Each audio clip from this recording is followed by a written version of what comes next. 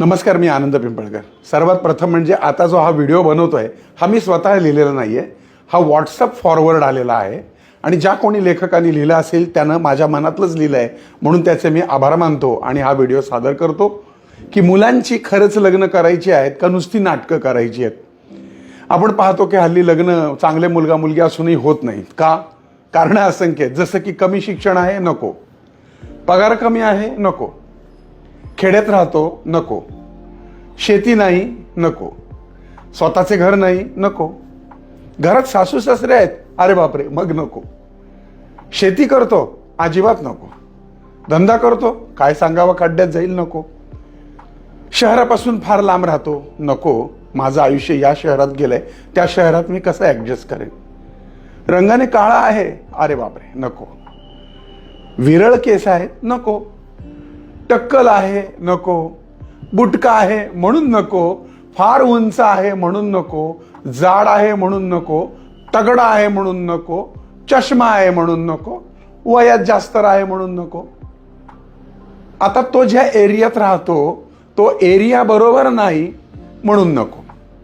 आता पुढे काय तर मंगळ आहे म्हणून नको, त्याच्या पुढचं कारण एक नाडी आहे म्हणून नको, नक्षत्राचा दोषच आहे, मैत्री दोषच आहे, राक्षसगण मनुष्यगण दोषच आहे मग नको। आता ह्या असंख्य कारणांनी जर तुम्ही लग्नाला नकार देत राहिलात तर मग लग्न करणार कधी, संसार कोणाबरोबर करणार, तुम्ही मायबाप होणार कधी, तुमच्या जीवनात नातवंड येणार कधी, तुम्ही सासू सासरे आजी आजोबा होणार तरी कधी। बरं, एवढ्या सगळ्या कारणांसाठी मुलाला नकार देत असताना मुलींमध्ये अशी कोणती गुणवैशिष्ट्ये असतात हे आईवडील सांगू शकतील का?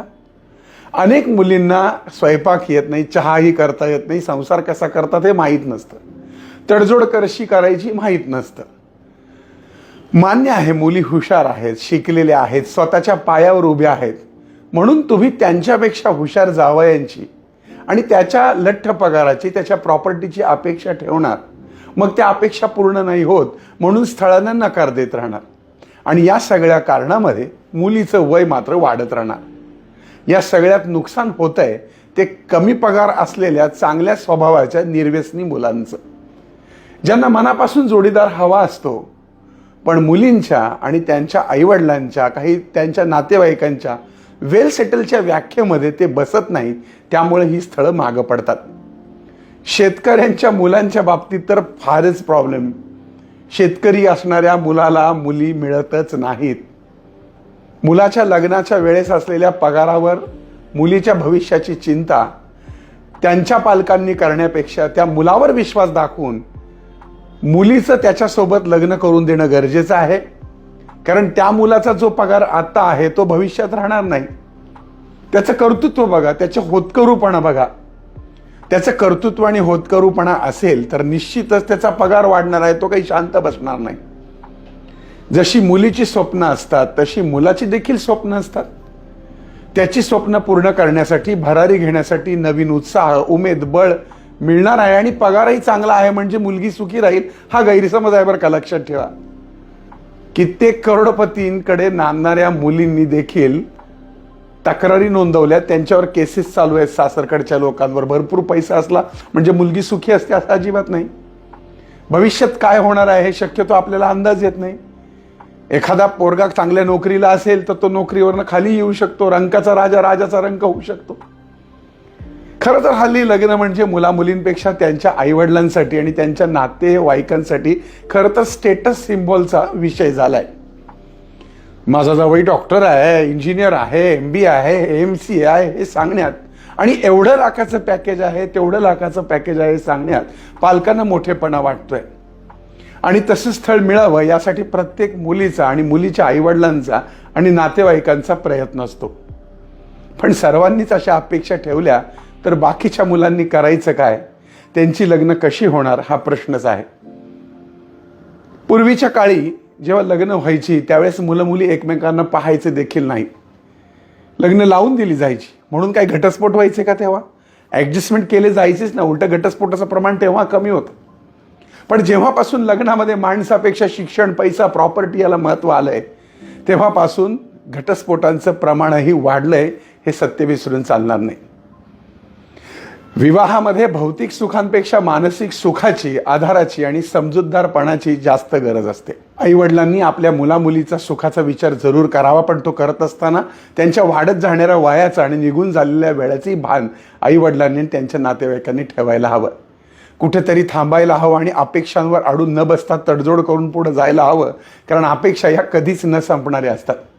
ज्योतिषशास्त्रीय प्रॅक्टिस करताना मुलांची लग्न कधी होईल हे विचारायला ज्यावेळेस 35, 38, 40 वर्षांचे लोक येतात, तेव्हा मला हसू वाटतं आणि मला आश्चर्य वाटतं की जर 35-40व्या वर्षी जर तुम्ही लग्न करणार तर तुम्हाला मुलंबाळं कधी होणार, ती मोठी कधी होणार आणि त्या मुलाबाळांचा आनंद तुम्ही कधी आणि कसा घेणार. लक्षात घ्या, आज आहे ते उद्या नाही, उद्या आहे ते परवा नाही. त्यामुळे आताचा क्षण आनंदामध्ये काढून संसाराला सुखी सुरुवात करा. प्रत्येकाला 100% मनाप्रमाणे मिळतंच असं नसतं, त्यामुळे जे मिळेल त्याच्यामध्ये आनंद माना. तुमच्या मुलीच्या किंवा जावयाच्या पायात लक्ष्मी असेल तर निश्चित प्रगती होणार. बऱ्याचदा असं पाहण्यात येतं की सासरा म्हणतो की मुलाचं स्वतःचं घर नाही. मुलाचं वय किती, तर 28 ते 30च्या रेंजमध्ये. अहो काका, तुमचं जेव्हा लग्न झालं आणि तुम्ही जेव्हा 28 ते 30 वर्षाचे होता तेव्हा तुमचं स्वतःचं घर झालं का हो? अर्थातच त्यांचं घर 50व्या वर्षी झालं. त्याच पद्धतीने त्यांना असं वाटतं की 25 ते 30च्या रेंजच्या मुलाची एवढी प्रगती असावी की बास रे बास, त्यानं मुलीला मर्सिडीजमध्येच फिरवावं. तर लक्षात घ्या, थोड्याशा अपेक्षा कमी करा. मी मुलीच्या वडिलांना दोष देतो अशातला भाग नाही. बऱ्याचदा असं पाहण्यात येतं की मुलांची लग्न करायची आहेत, पण ज्यावेळेस फोन केला जातो की तुमची मुलगी किंवा तुमचा मुलगा लग्नाचा आहे का, त्यावेळेस समोरच्या व्यक्तींकडनं रिस्पॉन्सच दिला जात नाही. फोन उचलले जात नाही, उचललं तर बोललं जात नाही, बोललं तर भेट घेतली जात नाही. अगदी कांदा पोहे आता तर तो विषय मागच राहिलाय. मुलगी म्हणते मी आधी भेटते, पाहते, मला आवडला तर विचार करते. बऱ्याचदा असंही पाहण्यात आले की मुलगी म्हणते की मी त्याच्याबरोबर वर्षभर राहीन, काय म्हणतात ते लिव्ह रिलेशनशिप, आणि मला वाटलं तर पुढे कंटिन्यू करेन. नाही चालत असं. तेव्हा काळजी घ्या.